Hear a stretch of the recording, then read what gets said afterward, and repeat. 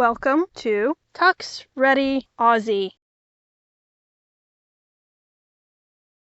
Black by Australian Shepherd sits in front of camera, looking at camera. So today we have gotten past the first 3-day mark, and hi, that was one of the neighbors. TuxReadyAussie. So while we were meeting the neighbor, they were filling up their little pool and they let him get into it.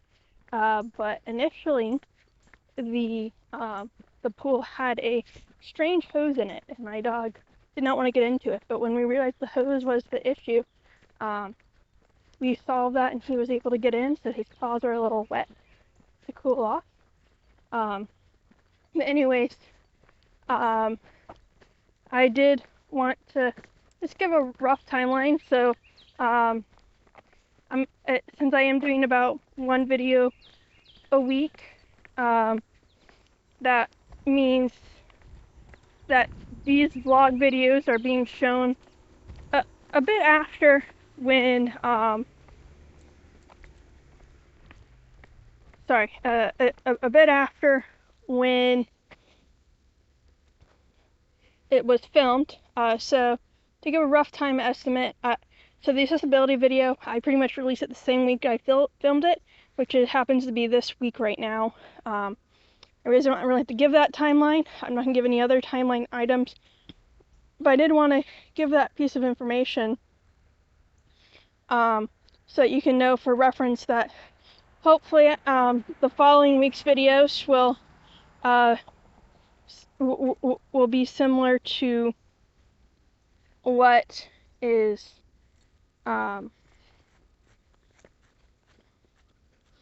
what has been put in the comments there. And if you have not had a chance to check out that video, again, I'm always looking to learn and grow. You can always post new comments, and I will definitely be checking on that video for any new comments and feedback on how my videos are doing. And hopefully you've been able to feel comfortable. TuxReadyAussie felt comfortable going forward and just giving me feedback. I prefer constructive criticism over just nasty stuff, but both supportive and constructive criticism is appreciated, so I can make sure that my content reaches those who need to hear it in a format they can hear it. Thank you. Now that TuxReadyAussie has pooped for the walk, we're going to try doing some structured walking. So first thing we're going to do is leave it. Yes. Hold on. Position. So pretty much right now my dog is still sniffing the environment and not listening to me. So I'm going to try again. Position. Almost. Yes. So now he's standing next to my thigh. Not exactly wanting to eat his dog food, but luckily I have a higher value treat that I can say yes, which again he's not accepting. So I'm pretty sure it's all the new smells that we are currently dealing with right now. So let's see here. Let's get him on a slightly tighter leash, and then we're going to say heel. And he's going to walk nicely next to me. A little distracted though.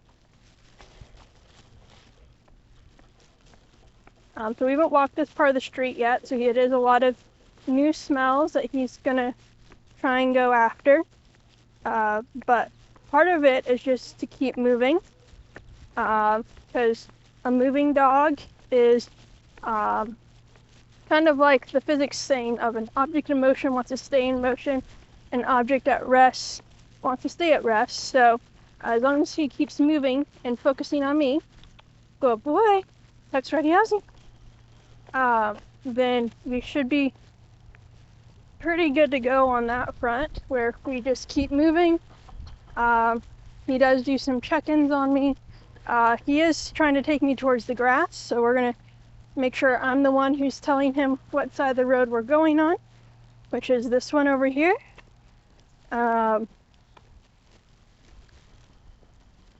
So again, we haven't walked this part of the road. He hasn't had a chance to sniff or mark or anything. And you can kind of see how the leash kind of tightens and loosens.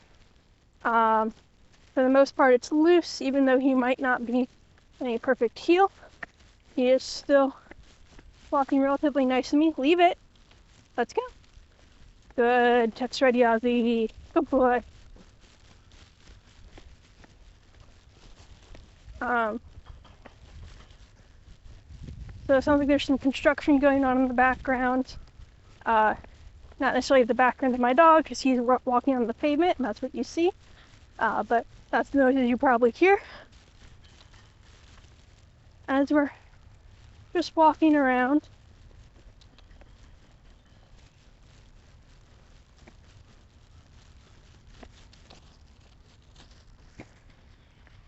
This is also me practicing my bone holding skills for when it's time to potentially do some more activities where maybe one of my hands needs to be doing something aside from holding the leash, and other such things. Of course, you just got distracted by smell, but we're gonna just keep moving.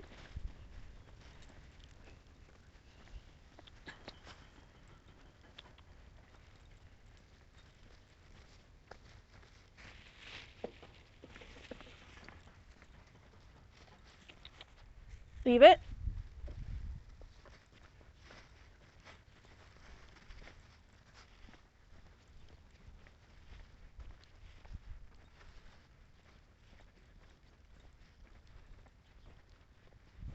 Come on. With me. Over here.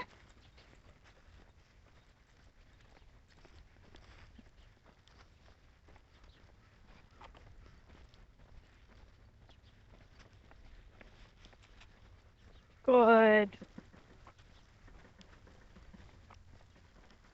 TuxReadyAussie. Good boy. So again, we're trying to keep this short, especially since he's not accepting treats. Again, that's probably just due to excitement of the new environment, or maybe it's because the pavement's a little bit hotter than I thought it was going to be. So next time I just need to put his shoes on so he's not dealing with as much in that regard. I just knew that we had to get out of the house so that he could, and he just saw a squirrel there, but, or no, that's a rabbit. That's a rabbit he just saw out there. So I guess we'll see how he does with this rabbit, but we're gonna give the rabbit space. That does mean we're gonna be walking by someone mowing their yard.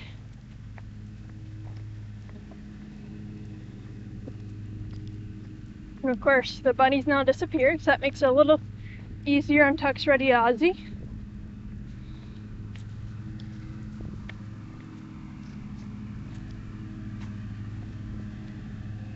And he's definitely doing his best to ignore the lawnmower and just keep on moving.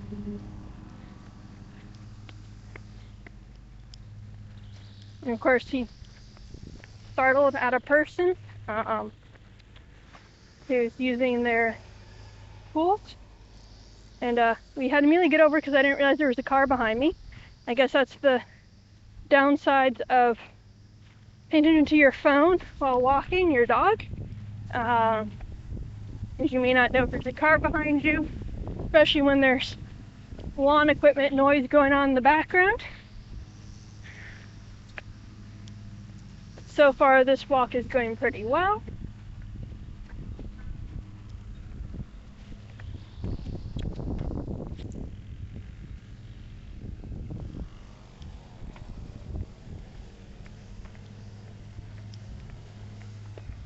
And again, there's a car, so we're going to get off the road.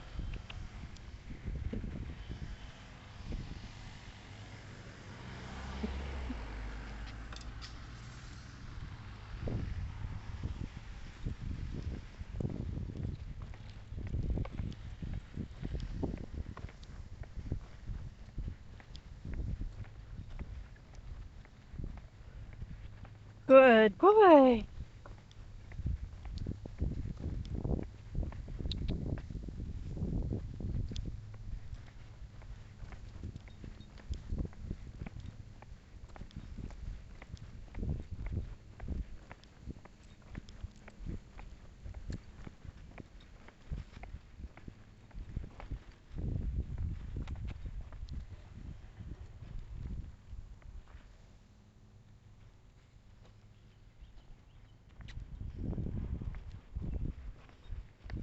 Yeah, as far as the keep moving versus stopping, if you're going to stop, then that gives the dog a reason, or at least more time to focus on something.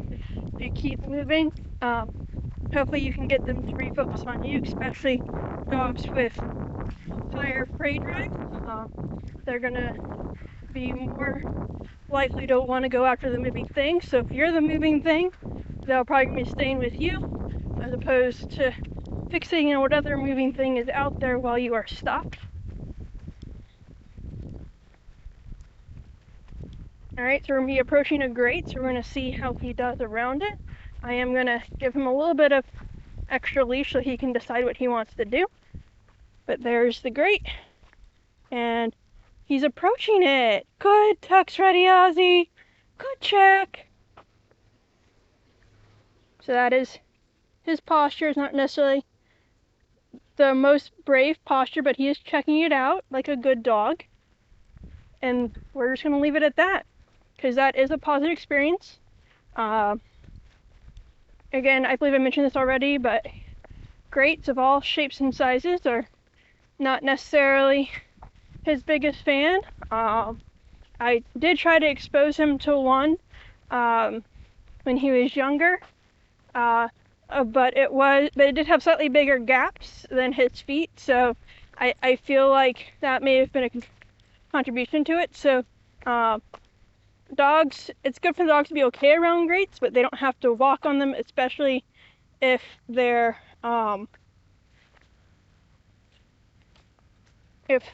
paws are smaller than or are small enough to go through the holes.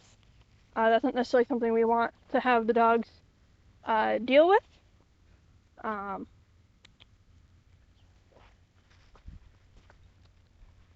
So that is pretty much our walk. The first part of the walk you guys had kind of already seen when we did it the first time, but we did walk a new portion today, which we did capture for the first time.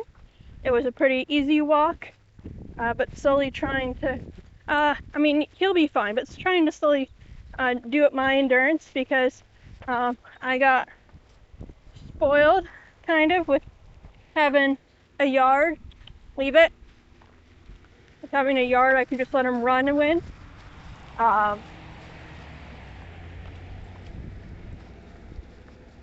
Previously, so now I have to be a little bit more cognizant of the exercise he's getting, because again, he's a high energy breed.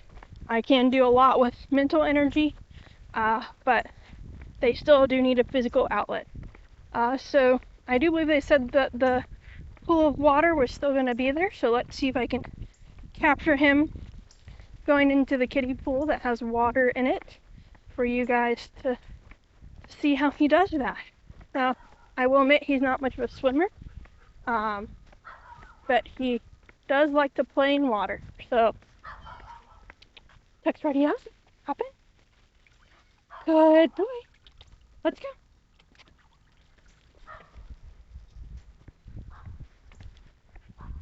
Good.